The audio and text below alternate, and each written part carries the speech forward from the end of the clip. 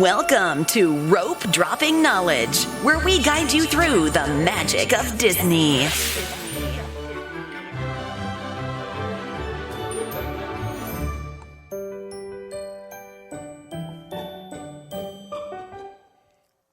Well, I don't know what episode are we on. What? 173. 173. We're getting up there.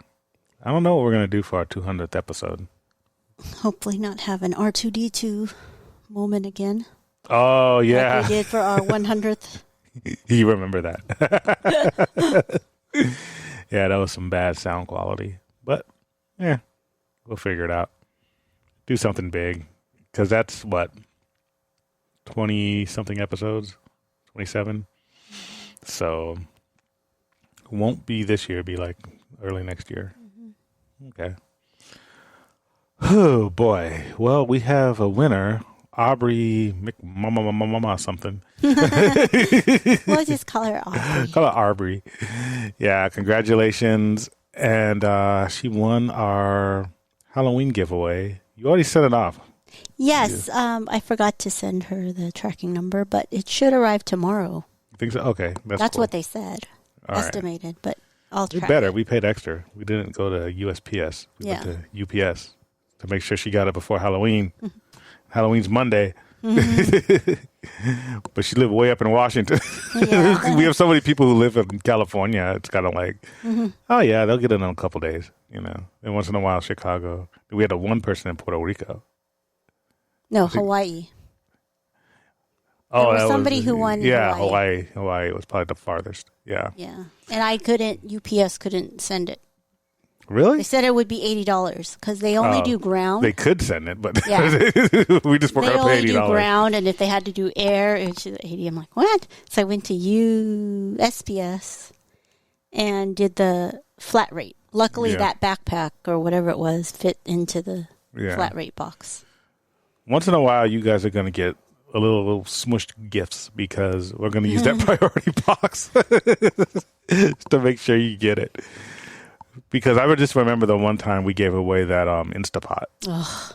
Oh, man. I still regret that. The shipping almost was as much as the Instapot. Yes. And I'm just like, man, I could have got 2 Instapots. We could have just ordered it on Amazon. And just sent it to him. Yeah. Yeah, and then just kept that other Instapot to him. Gave it to family. We could have just got it. It's weird. We could have got it on Prime and sent it to him. We wouldn't have had to pay any shipping. Yeah. I might start doing that. But I like to have the stuff in hand because we like to give them the stickers, the swag. Mm-hmm. So Amazon won't do that for us yet. I bet you they'll probably come up with something like an add-on, an upsell. Add your own stickers. All right. But, so we don't really have a monthly giveaway yet because we're going to wait till next week because this month isn't even over. So it's still October. We just sent our stuff early, so we need to get it by Halloween. But we'll be at the parks tomorrow, and I keep forgetting that. It doesn't feel like we're going tomorrow. Yeah, because we usually go on Saturdays. And tomorrow we're going on Friday. We're taking the day off. And I haven't been in a while. You've been going all the time, but... Just once without you. Yeah. You need to go by yourself one day, and I need to go by myself one day. The whole reason I got married is so I don't have to go to Disney by myself. You said that I should do solo. Yeah, because you spent your whole life like being around people, like every second of your... But I can't go solo without you. Why not? I can't go solo without you. I mean, I can't go I guess I can go when I'm in Orange County, but then my sister will want. But then her pass will expire soon, so maybe she won't want to go with me. Yeah, you can go. Watch, she'll be like, "Oh, I'll just hang out at Downtown Disney until you're done." And yeah, nothing wrong with that. Yeah, but because we're going to be at the parks tomorrow, that means we do have another wallet giveaway, and you posted it. I just posted a picture. I was lazy, so it's not, They know what it looks like. It's not getting like the visual. I think we've already given away 2 of those. But I'll post tomorrow, like throughout the day, where we are and stuff. Yeah. So all you have to do is be the first to come up and find us, and you will win that Minnie Mouse Kate Spade card wallet. we're not going to give away the Numio, whatever you call them, backpacks yet. Yeah. Yeah. And, but we will. But I still don't know exactly. I'm still on the fence about what to do with them. I mean, we could buy a new emo. They're like pretty cheap now. Yeah, but how big are they? They're small. That's why they're new. Yeah, maybe we'll buy a new emo. We should have done that when we got the 30% off. I know, huh? Now we only have 10. Boo. Just kidding. How expensive are they? They're not that bad. Oh, okay. Yeah. I'm kind of. You kind of convinced me that it should go on one. So we'll just buy a Minnie Mouse one. And or Mickey. I guess, yeah, or Mickey. No Minnie. Because it's like a backpack. I don't know. Whatever. Or you could buy any animal, like Donald, Daisy. Yeah. Well, the one thing, though, we will be updating you on us using our magic bands for the first time. Yes, I forgot. Yeah, you'll probably forget them at the house. Because we're taking two cars tomorrow. Can you put them somewhere? I remember. Yeah. Well, we have to charge them, right? Mm-hmm. Was that an earthquake? No. Oh. You're always smelling stuff, hearing stuff, and it freaks you out. No, I felt something. No, we used the magic bands, and then next week we will report as to how they worked. Mm-hmm. So, yeah. So, yep, wallet giveaway, magic band test. Well, we're going to be going out with your relatives on Saturday, so I actually do have to bring a watch. I wasn't going to bring a watch at all, but now I guess. No, you always have to have a watch. Yeah, but I'm not going to have a watch and a magic band, so I had to just have it in my luggage. No. Why not? Though Philip said that's dumb. No, she didn't. Yeah, she did. No. Yeah, she did. She says you could wear it in two hands, and I'm going to do that because my right hand is for bling, is for like scanning. I can't be like this, like crossing my. So, right hand's for scanning, left hand's for watch. Okay, maybe. Or I saw some people had the magic band right here, like both on one arm, one wrist. I mean, yeah, like the people at the conventions who get into like 3 or 4 rooms. Yeah, and they have like all these different wristbands. Well, I saw the Calabay guy have 2. Like, he had his watch and the magic band. Okay, we'll see. All right. Well, I think that's it for just housekeeping. What do we got in headlines? We have the Wall Street Journal Tech Live Conference. Yes.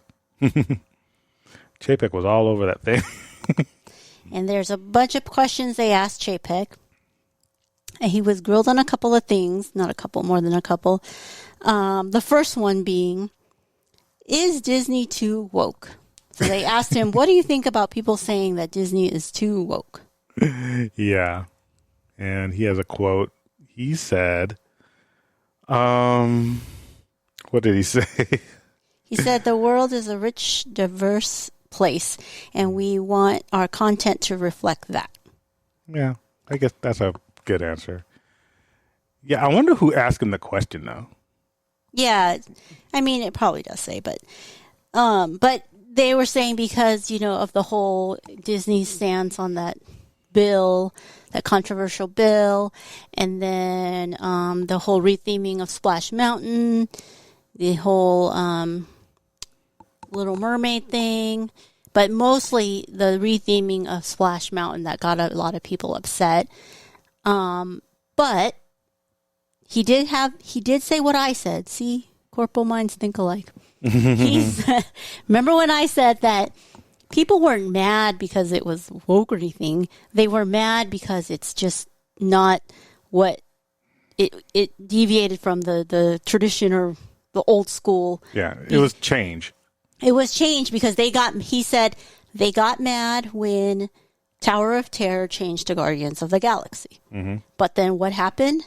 Guardians of the Galaxy opened and the line went from 30 minutes average, used to be 30 minutes, to 6 hours. Up to 6 hours, So if someone's going to be 6 hours, but he said it went to 6 hours because he wasn't talking about Disney World. Disney World doesn't have Guardians of the Galaxy. So he was just talking about, there's going to be people who will complain, but you can't cater to everyone. And what he's catering to now is just the diverse and rich, he says it's necessary to accommodate the largest possible audience, and profit is an evolving world, though he hopes Disney will be a unifying force in this increasingly divided time. Yeah, the whole woke thing is weird because it started out as kind of like a leftist thing. It's like, being woke and, you're just aware of social issues. Yeah. And then it got turned into a pejorative by people thinking that you're just complaining about everything. You're trying to force ideas down. Force ideas. Yeah, it's a weird thing. And then now it's like a cottage industry. It's like there's people who just talk about woke stuff. Like if I put woke in our meta tags, like on our website and stuff, we would get way more really? traffic. Yeah, because it becomes one of those things. It's like the Kanye thing, right?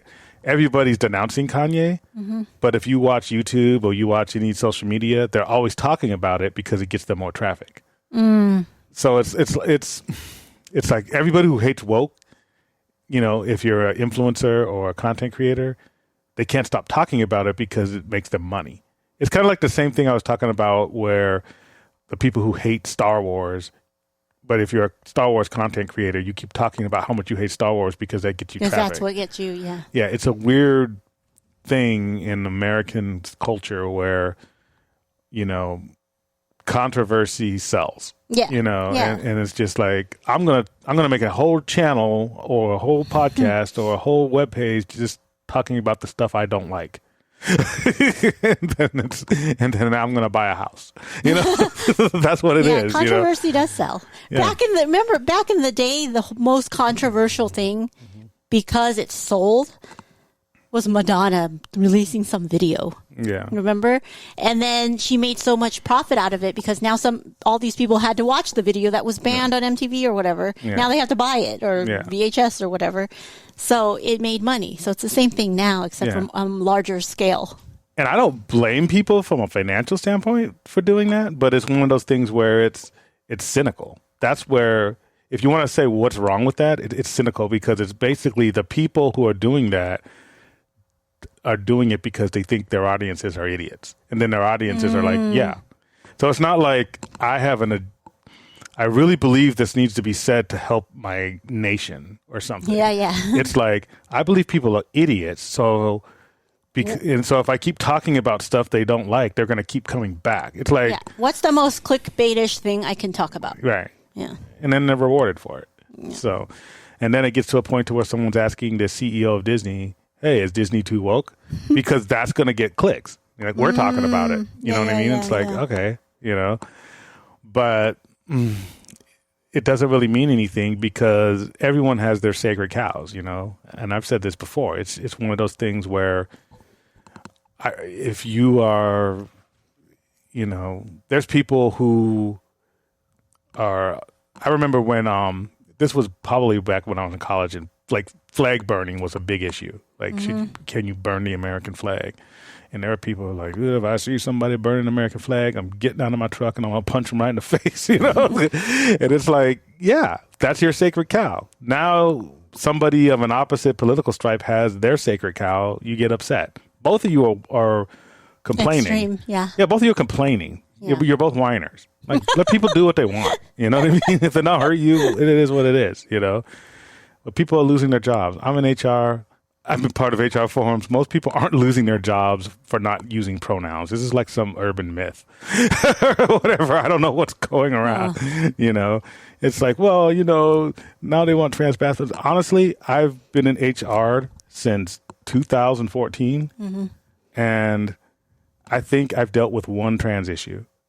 And I was even on the periphery of that. And that's a lot. I haven't dealt with any. Yeah, well, but I'm talking about. I'm in HR. Oh, yeah, I should be. even more. I should be.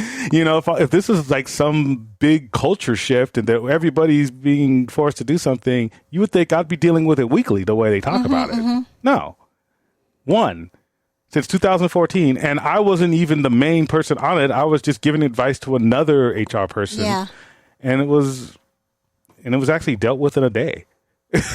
So, yeah, people make these big things about nothing, and I'm not saying that it's one political ideology that's doing it. Everyone does it, but I think it's just the age of social media. You know, I can get paid for staying at home and just spouting stuff. Yeah. As long as I make it controversial enough to where people who agree with my take or disagree with my take will keep clicking. Yeah. And that's it. Even if they disagree, it'll take the clicks. Like Kanye's getting so much attention right now, right? Because of his outrageous whatever. Yeah. Yeah. It's just, okay. Well, if you really want him to suffer, ignore him. Yeah, that's the yeah. If you really want like him to not profit, just ignore him. Yeah. But whatever. But as for Disney, no, it's not woke. It's a business. There's no such thing. Let me put to you very plainly: there is no such thing as a woke corporation. Oh period. yeah, that's almost like, what do you call it? Oxymoron? Like almost an oxymoron. Yeah. There's no such thing as a woke corporation. Corporations do whatever they think is going to make them the most money, and if it's like, oh, well, they're catering to these people. Well, if they think there's more of these people, whoever these people are, than you, then yeah. You know? Or if they think that you won't buy their product and these people will, then yeah. Well, he said it himself. It's necessary to accommodate the largest possible audience, and profit is an evolving world. So, hello? He already told you it's not about the wokeness or whatever the political stance is. It's about the money. It's about the fact that he comes out and admits it's about the money is actually refreshing. Yeah. It's like, yeah. Good on you, Chapek. All right. Although he did say he hopes that Disney will unify the dividing force or whatever, dividing times. Yeah. So did Palpatine. All right. And then the second thing they asked him was about criticisms on the reservation system.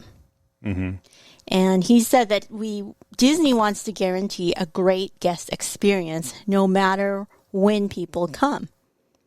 So he gave the example of, now he's using Seattle. I don't know why.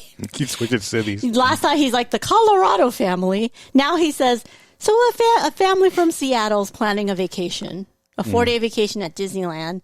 They get there, and in the past, when there was no reservation systems, there are days when the park reaches capacity and they don't let anyone in. So he says, what if they came all the way from Seattle, planned their 4-day vacation, they get to Disneyland at 10 a.m., and it reached maximum capacity.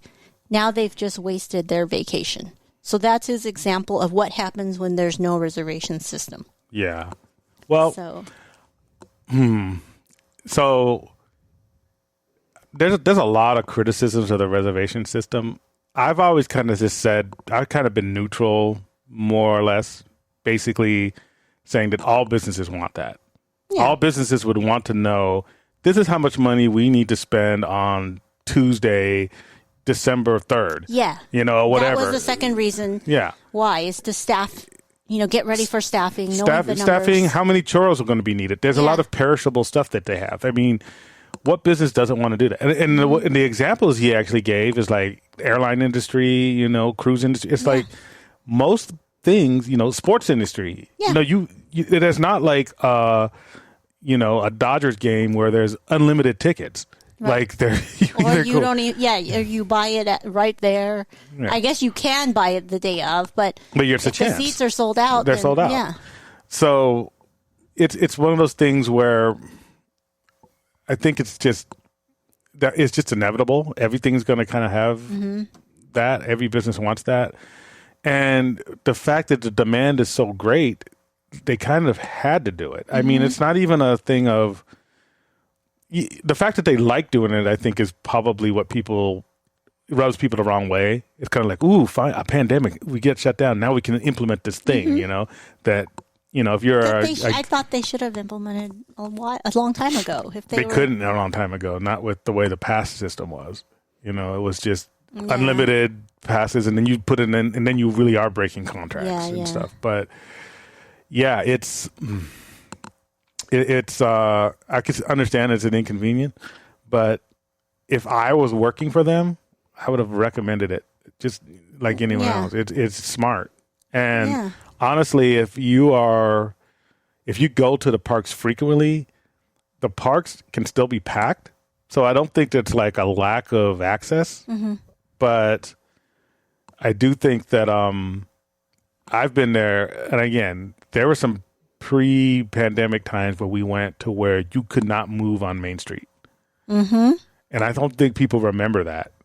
I mean, people have very short memories, and it's kind of like for us because we had passes and we had like the Signature Plus pass, so it wasn't like a crazy thing. We're like, oh, we'll just be back in 2 weeks or whatever, right? Yeah. But the person who did come from Seattle, and the fact that when it reached capacity and no one could get in, that never really happened that much. Yeah.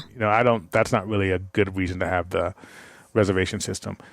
But a family from Seattle who makes this whole trip and they get down there and they really don't know where things are. They want to stop by City Hall and they want to do all this stuff. Yeah. And they realize that they can't get on their first ride until an hour after they've been in the park. That is not good. And I can see how that can deflate people.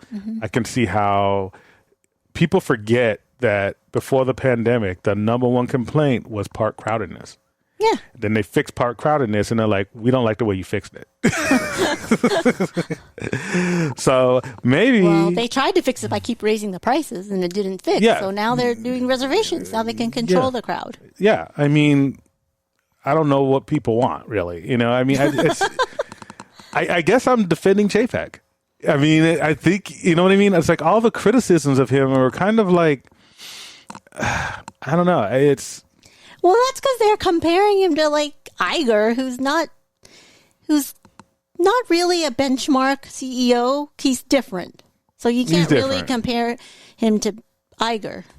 I think the problem is that, again, I don't think that Bob Chapek is a horrible CEO. I think he's a good CEO because he's doing what a CEO is supposed to do, which is ROI, right? Concentrate on return on investment. But I think where he's lacking is that Disney is not an everyday company. It's not a B2B company. Most of the world's big conglomerates are business to business. It's, insurance companies and selling insurance to other companies. And then the employees are the actual customers, once removed, I should say. And they don't actually interact with the actual patients. You know what I mean? The patients interact with their doctors, and then they might get mad that, oh, my doctor charged me this much money, and then they say, well, it's your insurance. And, and it's like they don't really blame the CEO of that company. That's too much energy to think about. Yeah. They don't even know who the CEO of their insurance company is. Yeah. But with Disney, it's such a, it's a B2C, right? And it's the biggest B2C in the world, maybe. It's right to customer. Your customers are your actual customers. It's actually people walking into your parks, people walking into theaters to see your movies, people boarding your cruise lines. And so so you have to be kind of a magical personality type person like Iger was in order to have that PR. And I don't know if hardly any CEOs have that. I think Iger was just special. Yeah, that's what I'm saying. He's special. Yeah. But that doesn't mean that Chapek is bad. It just means that Disney needs a special type of CEO, and maybe you can't find one. Maybe maybe only once in a generation you're going to be able to find one of those, who has the business acumen and the personality. So I think Josh D'Amaro is pretty close. I thought he would be next. He's pretty good.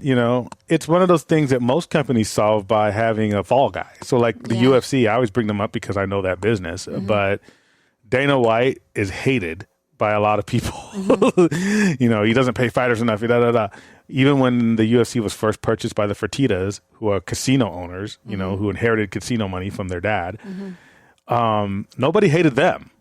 They had a front guy. And then to take the fall. Yeah. And even though they gave him 10%, so he's technically was an owner, but he only had 10%, and he would be at all the press conferences, and he's the one making all the announcements, and he's the one telling fighters, you need to retire, or you need to, and everyone hated him. No one actually hated the owners. So that's the way a lot of companies solve things. They have one front person, And I guess that's kind of what Chapek is, but he actually does make real big decisions, financial decisions. So I think he's more than what Dana White is to the UFC. But most companies haven't really solved that problem. They either have a front guy or they don't really sell directly to regular people. Yeah. So those are your two options. Right. So Chapek finds himself in a really awkward position, and I think Disney's one of the only companies in the world that has that type of CEO position. Well, we want you to make the decisions, and we want you to be the front guy. Yeah. And that's hard. So I do empathize with it. Yeah. Well, they even talked about his overall popularity, with the fandom and all this stuff, like being kind of critical on him. And he did say that he's ran the parks for 7 years, before he became CEO. He was what tomorrow is today. And he said that he's quite familiar with how passionate we can be, the fans can be.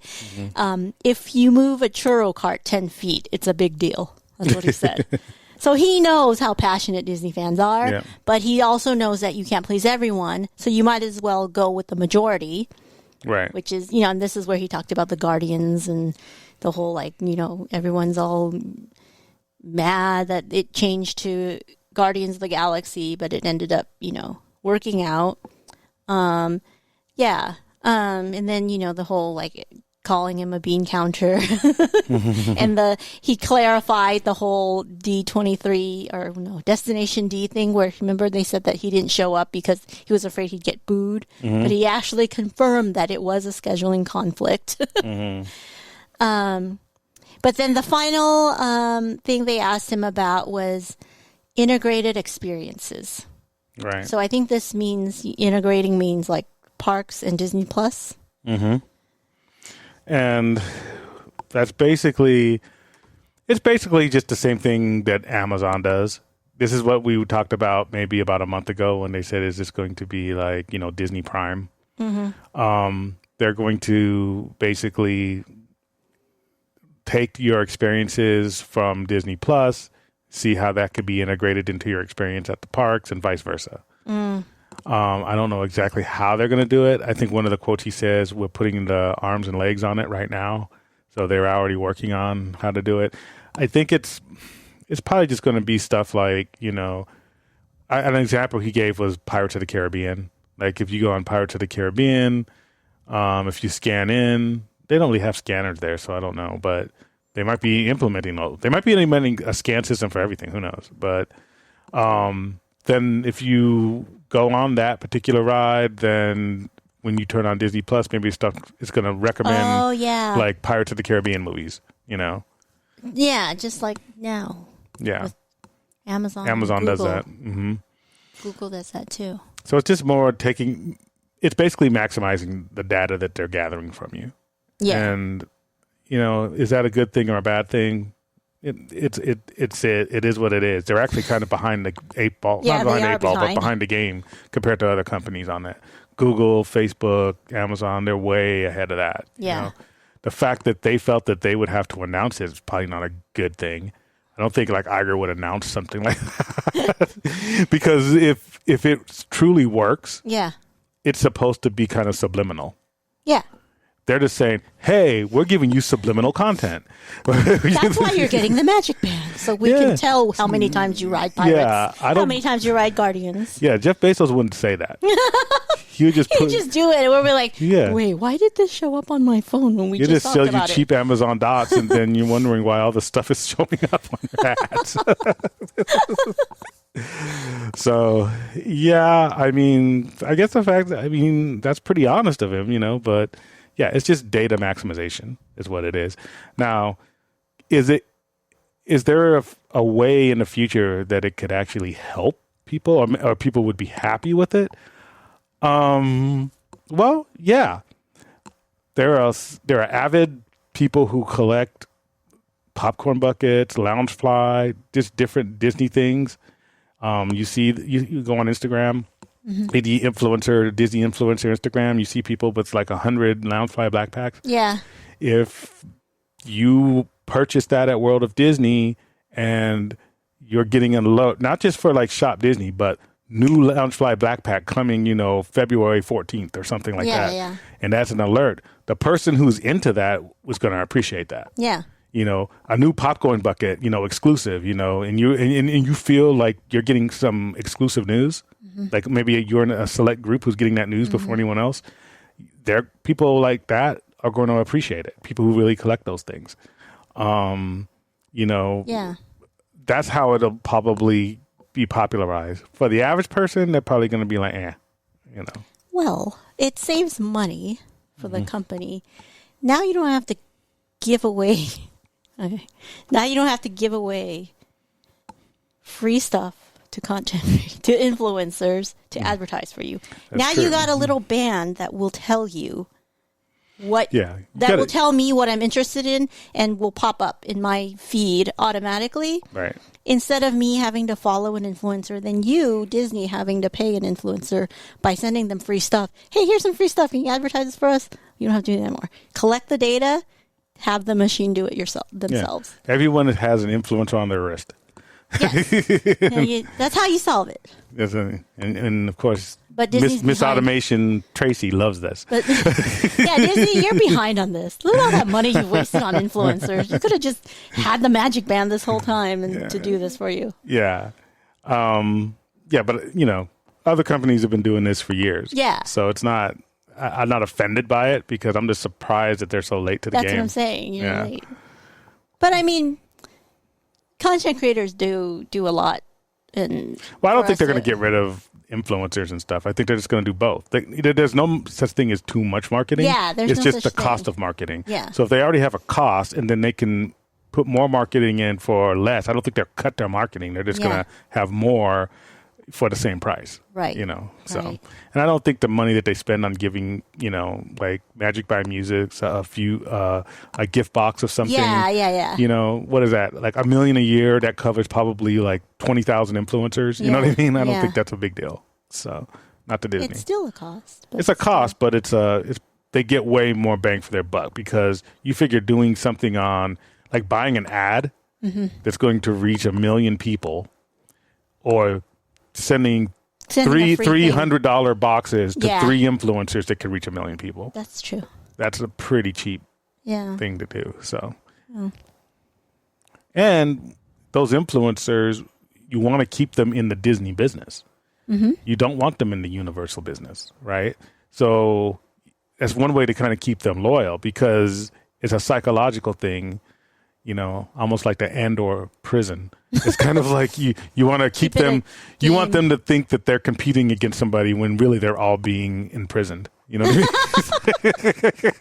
Yes. Because if Disney gives me, it's just psychological. If Disney gives me something that's like a lot to me, like $100, something that's worth $100 and it's free, and next week, I'm not going to go out there and start promoting Universal stuff, even though I have just as much access. Right.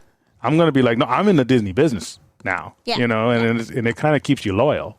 So it does. It keeps you loyal. And they don't have to tell you not to do that. You're just I want to continue to get this free stuff that probably cost them $5 to make, sell it for $100. Yeah. But I got it for free, so I feel special. Yeah. Even though I'm taking pictures and even though I using think my audience they're being taken advantage of. I think. Who, the influencers? Yeah. Oh, of course. Well, I mean taken advantage of. I mean, they want to do it. They're the cheap marketing. But it's cheaper marketing. Big companies. Right. Yeah. Yeah. But that's what they wanted to do. Yeah. Like we get information from them because we know how bad Disney's communication is. So we get a lot of information from them and we provide the information too. So it's like, oh man, like, yeah. Use the machines. Don't use influencers. Let influencers take whatever pictures they like. Send them free stuff, but use the magic band. You talking to Disney. Yeah. All right. I already talked about the being liked thing, but basically what he's saying is like everyone wants to be loved. Well, here's his quote. Everybody sort of wants to be loved and everybody wants everyone to like them. But in this world, that's not always necessary. What's important is how people think about our company. And so I take myself out of it. And I think that's sort of the surprise is everybody sort of wants to be loved and blah, blah, blah.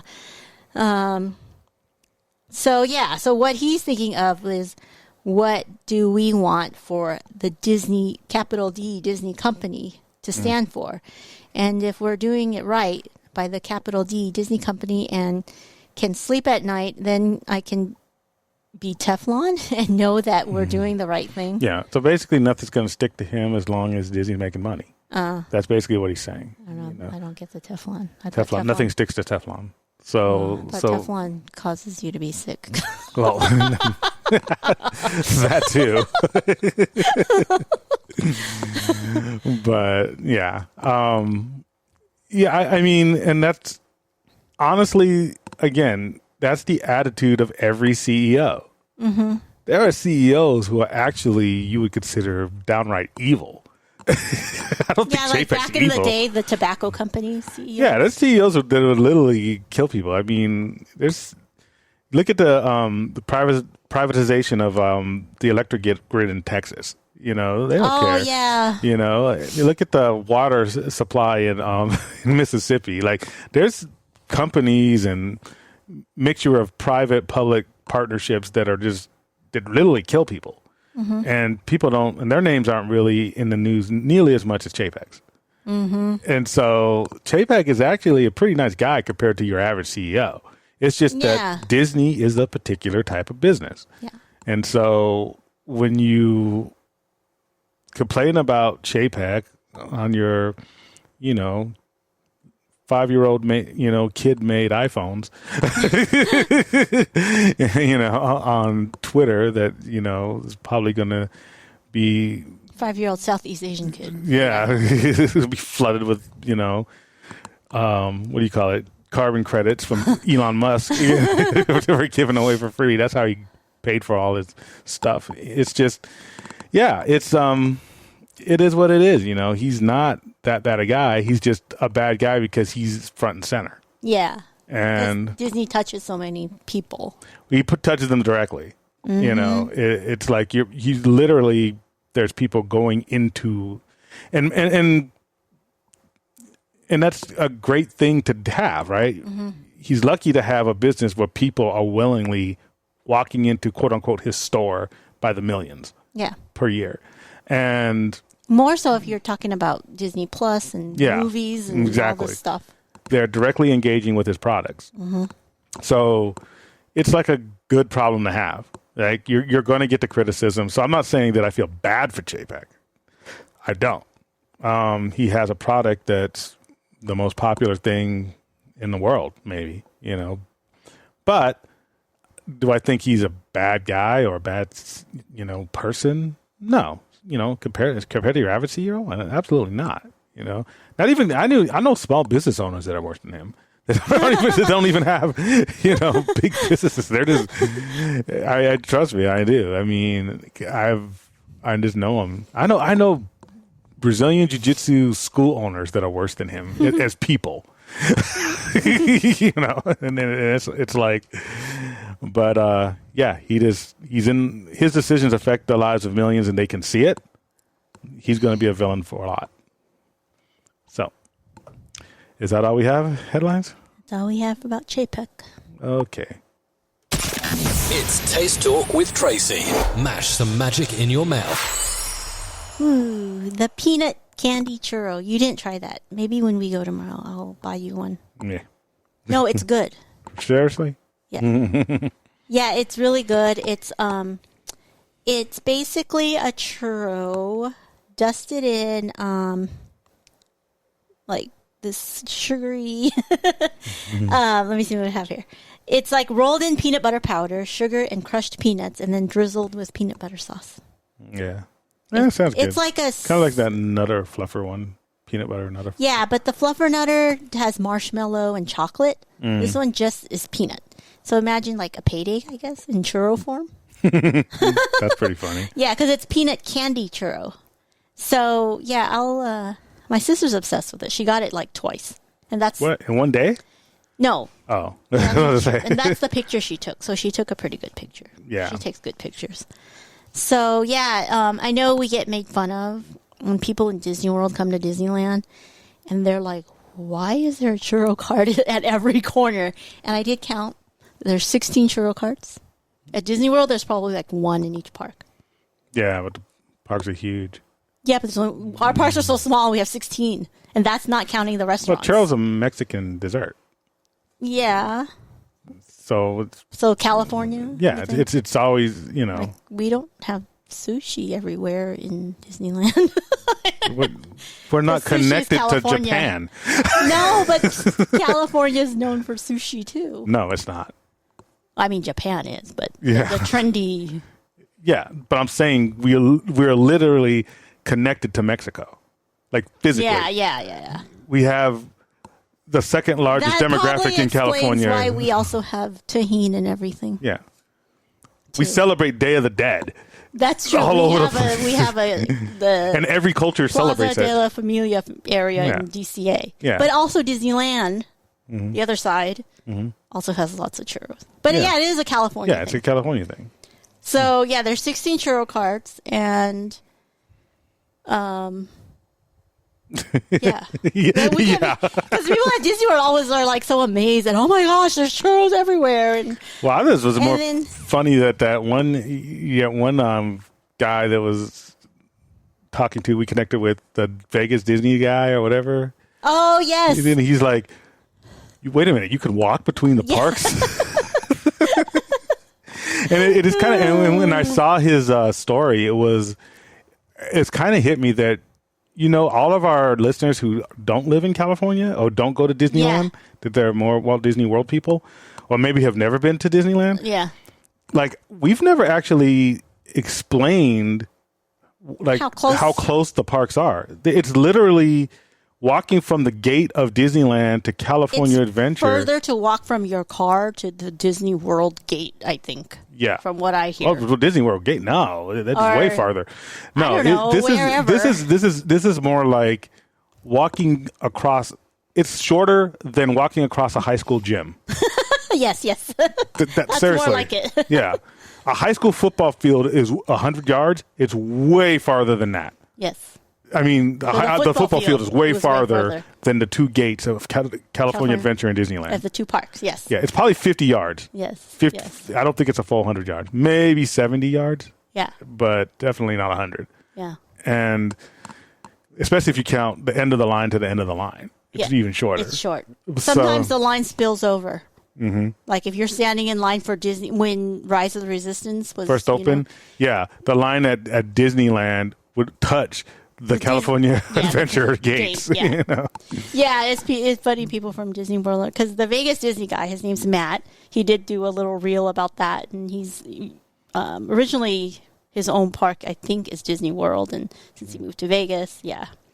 But yes, it is funny because the churro, the whole everything's close by. All the neighborhood hotels are within walking distance. Yeah, and because we've talked about it, and I don't think we ever said that. I mean, because to us it's just for granted. We take it for granted. It's like because when we talk about park hopping, I think some people might think that that must take you like a half an hour to get to the. It's like, no, we literally could walk back and forth to the park. Here's the thing: we would often get stopped by the gate people because they have a system to where they're trying to keep people from trading passes and stuff. Yeah. So if you would check into one of the gates, one of the parks, and then you go to the other park too quickly, they'll stop you as if you're an imposter. Yeah, like something's wrong. Yeah, something's wrong. Like, no, you're in. Our system has you in the other park. That's how close they are to where that system where is it's probably suspicious. it's probably only like a 15-minute system. Like Yeah. you can't be in two parks, and it's like a 15-minute time limit on it. But that's how quick. Because we would go check in for Rise of the Resistance just to get that because you had to check into Disneyland when it first opened up. And then you go get your thing, and then would go right over to California Adventure, and they'd be like, whoa, our system has you in Disneyland. Like, no. Yeah, just walked over. No, we just walked over. That's how close it is. Yeah. You could literally throw a football and hit from gate to gate. I think they get the point. No, because people are shocked that you could actually walk. Well, that's why we're so intimidated to go to Disney World. Well, you're intimidated. I'm Well, not intimidated. I don't even You don't say wanna- where. I'm not intimidated. You are, because I have to do all the planning. that doesn't make me intimidated. It makes you intimidated for planning for me. Yeah. Yeah, I don't want to go because I don't want the alligators. I complain about taking an Uber down the street. Do you think I want to take a shuttle from my hotel to the gate of the park? Yeah. I want to walk, but I can't. What's not even that? Well, I can, but then the next day if I go to a different park, I have to walk. It's like, no, I just want to walk everywhere. But it's not even that. It's like, to me, it feels claustrophobic. Like, wait, I'm stuck in one park all day? Like, I have to. It's like being on a cruise. You're stuck in this space for a certain amount of time. Everyone's like, it's so big. But then I heard that, like, Carsland doesn't even have, like, Carsland. No, I don't think there's a Carsland. Yeah. What we're talking about. There is a Carsland. No, I think it's the same guy. He was talking about soaring. About, like, when the queues. Like, it doesn't even have... Oh, that's the other podcast, the DMSW podcast. Yeah, he says when you go on soaring over there, it's just a hallway. Yeah, the queues aren't as, like... There's not much to look at. There's no immersion. Yeah, there's no immersion. I mean, there's immersion in terms of, like he said, when you step out of the airport in Orlando, you know you're in Disney World. Everything's Disney. The whole Orlando is Disney. Right. But once you're in the parks and there's supposed to be the most queues, yeah, certain queues aren't as like, you know, they don't spend all that time decorating and making it like you're in, you know, a plane hangar. So it's just, you know, a line, just a queue, basically. That's so weird. And like, that's not hard for me to imagine. Yeah, it just seems like certain things where I think they spend all the money on Disneyland. At Disneyland, they're willing to spend all that money, maybe because it's a smaller park and they have extra money. Yeah, I think that's the downside of being so big, because they say, like, well, you know, the parks and everything in Disney World is so big and so spread out, but Disney spends money per square inch. Yeah. So everything in Disneyland and California Adventure is themed. Everything, you know, Yes. Even the bathrooms across from Soaring are themed. Yes. It looks like an airplane hangar when you're going into the bathroom. Yep. So that's just weird. Because it's such a small space that they have to utilize every single square inch to the maximum. They can't have any blank white thing. You know what I mean? Like, everything has to be utilized. Well, they can't. They can afford to do that. Yeah, but I mean, it sounds like they have so much space on the East Coast that there is blanks. Yeah, because they have so much. Here it's such a small area that they have to maximize every inch. But it looks huge because everything's themed. So when you go from one land to another, it's literally stepping through a portal. You feel like Doctor Strange in his house. Like, we open one door and it's like, oh, it's the tundra, and you open another door and it's the Wild West, and now you're in Star Wars. I mean, they have Galaxy's Edge too. I think the Galaxy's Edges are the same. But, But, like, you know, New Orleans Square, it looks like New Orleans. Yeah, you feel and like it's cobblestone and it's this and it's in Adventureland. There is is nowhere in Disneyland Resort where that you feel like you're outside of magic. You're in another world. There. Yeah. There's nowhere inside Disneyland Resort where you feel that you're in your own neighborhood at home. You feel that you're in some fantasy somewhere. Right. Everywhere you step in Disneyland, you're somewhere. And I think that's why Disneyland is superior. Say, well, we got more rides. It's like, all places got more rides. We do have more rides here. They've counted it. There's a podcast that compares the two parks. Yeah. I didn't even know we had more rides, but it's well, if you're comparing Magic Kingdom to just Fantasyland. Oh, yeah, but not overall because they have more parks. If you compare to all of overall, Disney World, they're going to have more stuff, you know. But I mean, and the cool thing is that eventually Disneyland will expand. You know, they'll break down Anaheim eventually. They got too much money. There's just no space though. Where are they going to? Well, it's going to be like that D7 thing that they. The Disneyland Forward thing? Forward, yeah. So it's that's depending on Anaheim to do it, but once they do it, every square inch of that's going to be themed. Yep. Because when they expand, it's not like they're expanding all at once. You know, they expand one land at a time. Yeah, that's true. And so eventually, I'm not saying Disneyland will ever be as big as Disney World. No, but it'll definitely feel bigger. Yeah. Because there's nowhere you step to where you feel that you're in the real world. So. Yeah. It's pretty cool. That's interesting. Yeah. Even in the bathroom. Even in the bathroom. Remember that the bathroom next to Alice in Wonderland? It has the hearts in Yeah. it, and the cards and stuff. It's like, yeah, even in the bathroom, I feel like I'm at Disney World. It's Disneyland, I mean. Yeah. So. Anyways, back to the churro. Peanut churro, very good. Try it. Only here till Halloween. Okay.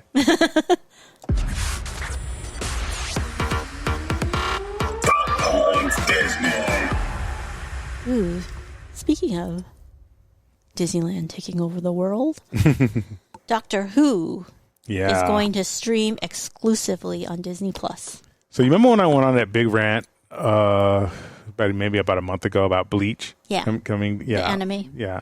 Well, this might even be bigger because the new season of Doctor Who, I think, starts 2023. Was it like a Fox thing or something? Is that why? No, it's BBC. Oh, it's not even... No, Doctor Who is a BBC production, and it's like super geeks are into that, man. That's Yeah, goes I've back heard about the...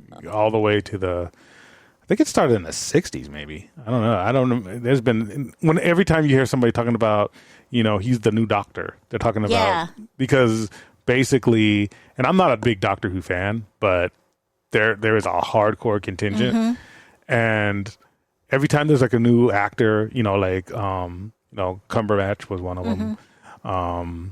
That dude. On the Game of Thrones, the uncle, he was one of them. House of the Dragon, I forget his name though. Oh, the Damon guy. Damon, he was a Doctor Who. Wasn't the dude Killmonger? Not Killmonger. Killjoy? Kilgrey? Jessica Jones' villain. He was a Doctor Who, right? He's one of the doctors. Yeah. So it's because he basically comes back in a new form. And then, I mean, I'm not going to go through a bunch of Doctor Who stuff, but just to let you know that I am not a Doctor Who fan, and yet it's so hardcore that I know about it because anytime I go to any type of geek type of event. Yeah, there's always the Doctor Who thing. Yeah. At Comic-Con, there's that booth. Yeah. Right? The phone booth is the TARDIS, then that's like his ship. Oh, that's what it means. Yeah. I had a boss who was English. I'm sorry. I'm joking. And she had a Mini Cooper that said TARDIS 10. Yeah. And I'm like, what does that mean? I was like, whatever. So I didn't get it, but now I know. You're like Ogre in Revenge of the Nerds. It's like, nerd! You get rage. Nerd! I didn't even know what it meant. I don't know what it means. That. It just makes me angry. But yeah, that's a big coup. And I would never have guessed that, Doctor Who would be part of the Disney family. I know. It's not like they have the rights to it. Like they're going to see Doctor Who it's merch. Just streaming. At least I don't know. Wait, maybe. Is it Disney Plus or Hulu? Don't know. Oh. Probably, I think maybe Disney Plus, but I'm not sure. I think it's Disney Plus. Okay. I mean, it's not like it's probably less. I don't think there's any sex or a lot of violence on it. But where are they going to clump it? You know how they have the little squares for Marvel, Nat Geo, Star Wars, Disney Classics? Where are they going to clump Doctor Who? I don't know. I mean, I think they're probably going to just have like just an extra category. I mean, it's electrons. They can, box. Well, it's big enough to where it could have its own category because people are just going to want to watch it. They could just put it on there. Have like a Doctor Who. Yeah, but they could just put it with a lot of other stuff. I mean, I'm sure that's not the only purchase they're making. The only rights that they're purchasing. Then they have more boxes then. Yeah, they could just have like a Disney, mysterious box or something. I don't know. Or and I don't know if they get the rights to previous Doctor Who's. And which that would be smart, then it would just be Doctor Who. It'd be because it's its own universe like Marvel. There's more Doctor Who stuff than there is Marvel because it's been around so long.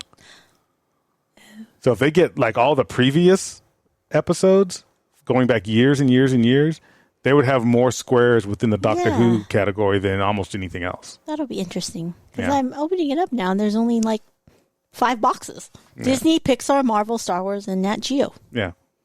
Yeah, It could literally if they get all the previous stuff, they could have just a Doctor Who square. Yeah. So it's kind of a big coup. Yeah. Anyways, okay. Blizzard Beach Water Park to reopen on November 13th with a Frozen theme. Yeah. So beach and frozen. Yeah, it's going to be a frozen beach.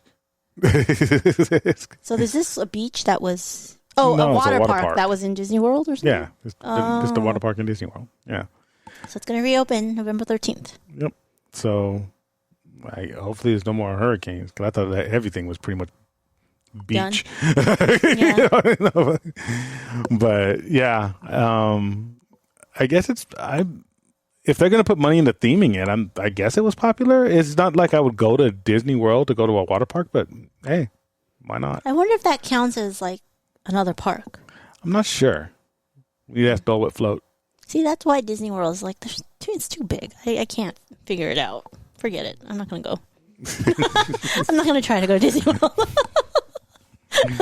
It's so funny. And it's too hot. And then it randomly rains and all that stuff. Anyways, Genie Plus did hit $30 last weekend. So we said that at Disneyland. We said that it didn't go above $25, which was the base the first weekend. But last weekend it did hit $30. Yeah. So Rise of the Resistance was $25. Yeah, it went up. Rise of Resistance is still worth $25. But again, well, we get 20% off. So really it's 20. But the thing is I don't it kind of goes with everything I was saying about Chapek before. It's like he said we can't keep up with demand, and if people are paying $30 for that, it is what it is. It is a market-driven economy, and I'm not saying that market-driven economies are good. I'm just saying that's what we're in. Yeah. And when you're in something, you kind of just have to do with what you're in, And if people keep coming and buying it, because you have to look at it the other way, right? Let's say there was no reservation system. They never raised prices. You wouldn't be able to get into Disney. Right. Like there would literally be thousands of people lined up to get into Disney every single day. Yep. With the current demand. Yeah. So like there'd be nowhere to walk. And the only people who would get on rides would be people who hire plaid vests. It'd be nuts. Yeah. So it'll have to be like a lottery, like Comic-Con. Yeah, they'd be doing Comic-Con lotteries to get into Disney. It'd be like we didn't even get in we didn't talk about that, huh? Oh no. We had Comic-Con pre-sale and we didn't even get it. Well, I got in Thursday, but they offered Thursday and Sunday, and I'm like, I don't want to go on those days. Yeah. So I'm like, no, I'll try again in general registration. I think that's on the 5th, next Saturday. Yeah, we'll try that again. But if we don't go, we don't go. It is what it is. Yeah. All right. And then finally, you found some more details about the Florida lawsuit. Yeah. So basically, they're saying that they didn't honor the contract.